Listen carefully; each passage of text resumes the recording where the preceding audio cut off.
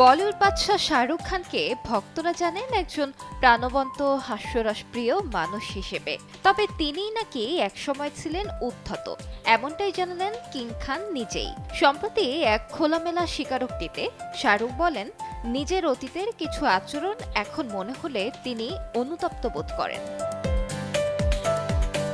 সে সময় অর্থনীতিতে স্নাতকোত্তর পড়ার জন্য ভর্তি হয়েছেন শাহরুখ। পড়াশোনার পাশাপাশি অভিনয়ও চলছিল তখন। এই সময় হাতে আসে প্রথম ধারাবাহিক ফৌজির প্রস্তাব। একদিন লাইব্রেরিতে বসে পরীক্ষার প্রস্তুতি নিচ্ছিলেন শাহরুখ। হঠাৎ কলেজের অধ্যক্ষ এসে বললেন, আমার হাতে থাকলে তোমাকে পরীক্ষায় বসতে দিতাম না।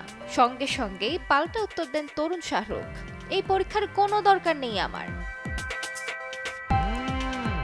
এখন পেছনে তাকিয়ে কিং খান নিজেই বলছেন এটা ছিল তার ঔদ্ধত্য। যদিও স্যারের কাছে ক্ষমা চাইতে হয়েছিল তাকে।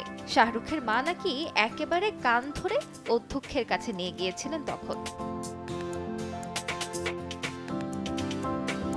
আলিশা ইসলাম, সময় সংবাদ।